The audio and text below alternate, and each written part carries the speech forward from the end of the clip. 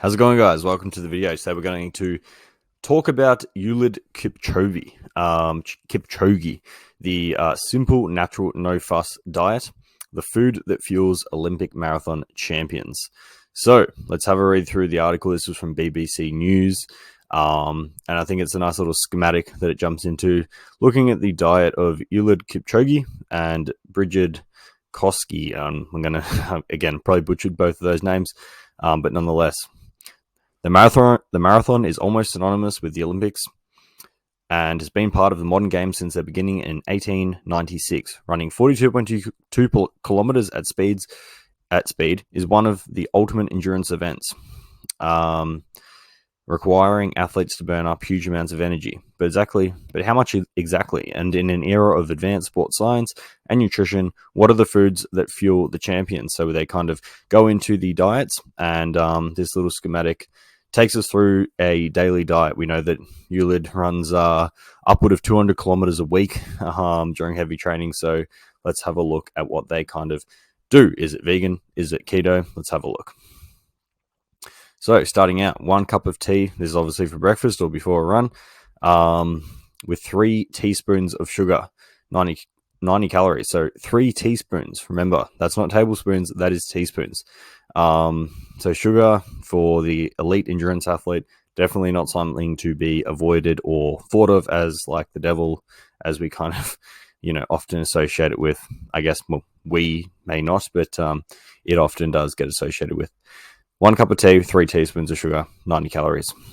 So this is a sweet tea enjoyed by many of the Kenyan athletes. Incredibly or amazingly, some runners drink more tea than water during training, and can have up to 5, kick off the race with up to 5 cups. That'll be 450 calories of pure sugar.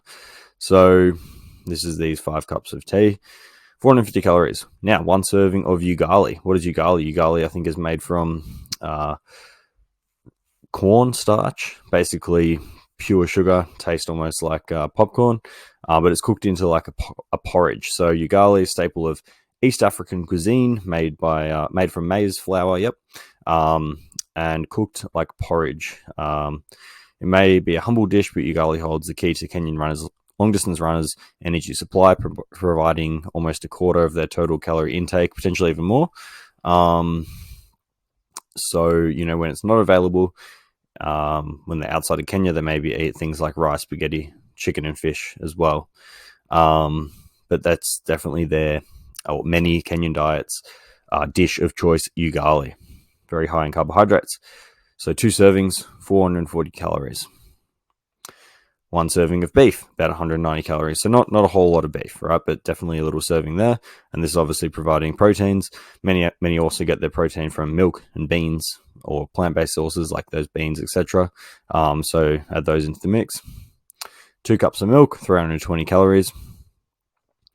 Serving of kidney beans, 120 calories.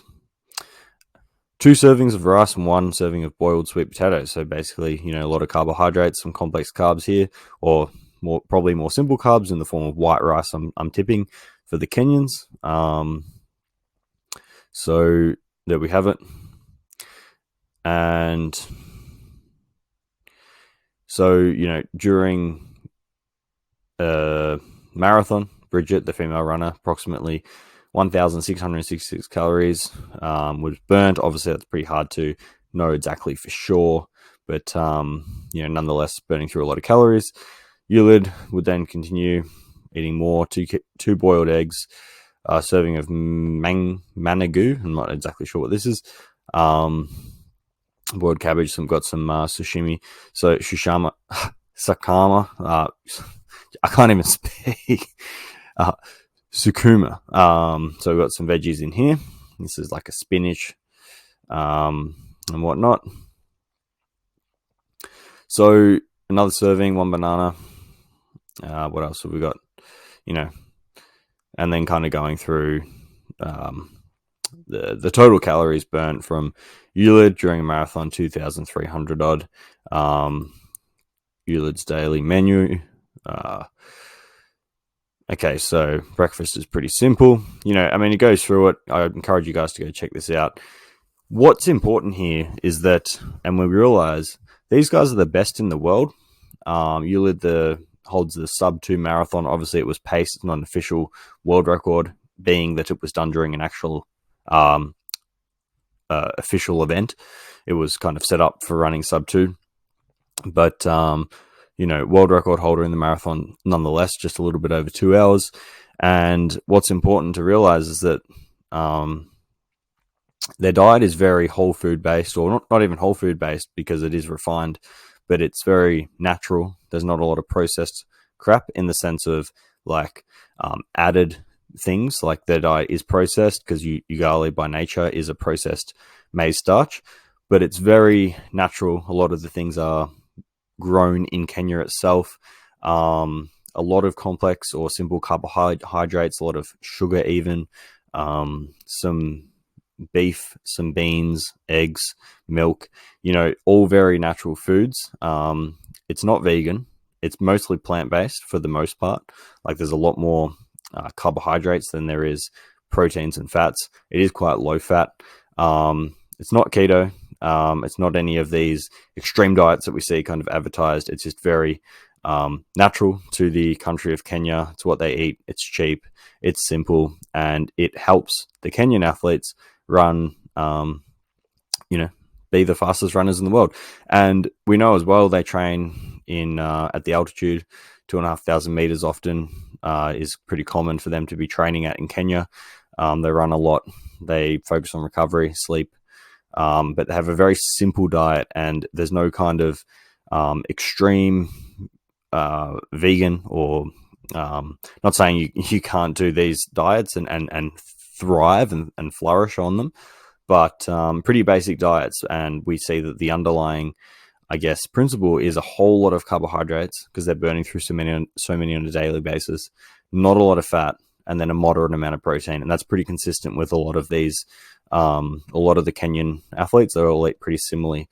So, what we can take away from that is, I guess, just don't overcomplicate things. If you're looking for performance, make sure you're getting an abundance of carbohydrates and even simple sugars. If you're doing a whole lot of exercise, nothing to be afraid of. And you don't have to go keto.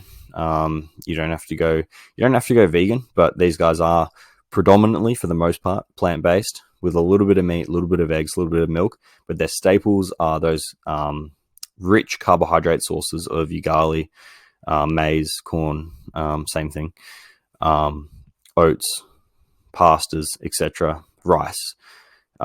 Rice is probably the next one after ugali, and that really fuels them through their training, their racing, their recovery, and allows them to keep pushing, so hard every day. And it's some big lessons to take away from this. Not to be afraid, particularly if you're an endurance athlete, of sugar. Not to be afraid of carbohydrates.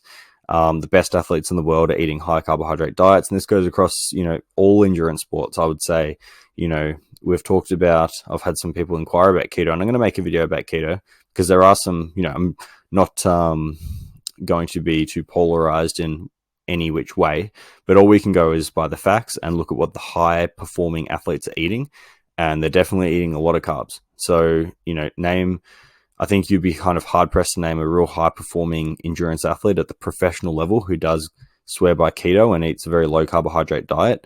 And one of the things that's important to realize is a lot of the studies, even on ketogenic diets, etc., they can show benefits in body composition. They can show benefits in, for example, like mitochondrial function, etc. But often they show negative consequences to athletic performance, particularly at the higher intensities. And this is obviously always usually done in the context of short term. So people that go keto and then try and do it long term, so 1 year, 2 years, 5 years, 10 years, the studies aren't looking at this. And I'm not saying it can't be done, but if we look at all the high level professional endurance athletes, none of them are eating a ketogenic diet. Very few of them are eating a full vegan diet, but a lot of them are very high plant-based, high carbohydrate-based diets, and that is what's fueling them through, all the training and the racing, etc. So, what we can take away from it is not to overcomplicate things, not to get too polarized in each which way. You might sway vegan, and that's absolutely, you can thrive off that diet 100%. Is it necessary? The top athletes suggest not. I will make a video, like I said, on ketogenic diet. Obviously, there are applications for it, but from a pure performance context, I think we very rarely see top athletes eating ketogenic diets. But this is what the fastest marathon runners in the world are eating. The Kenyan athletes are eating ugali, some forms of protein, very low fat. They're not cooking their stuff in oil. They're not smashing down avocados. These things are like, I guess, condiments to their fundamental dishes, which are those high carbohydrate diet staples. So there you go. From what we can take away from that, keep it simple, guys. Don't overcomplicate it. Plenty of carbohydrates if your focus is on performance. And leave a comment. Let me know what you guys think. Let me know what your guys' experience are with diet, performance, endurance. Everyone's going to differ, and I'm not ruling out the possibility that other people could, thrive off different variations of diets. Of course, everyone's genetics are going to be slightly different. Everyone's, inherent physiology is very similar, but we can have some genetic variations which may suit someone to eat more or less of something. But this is what the best guys are eating, and I think if you want performance, and you want consistent performance, then we should really kind of be replicating what the best in the world are doing. So let me know what you guys think. Take care, and I'll see you in the next video.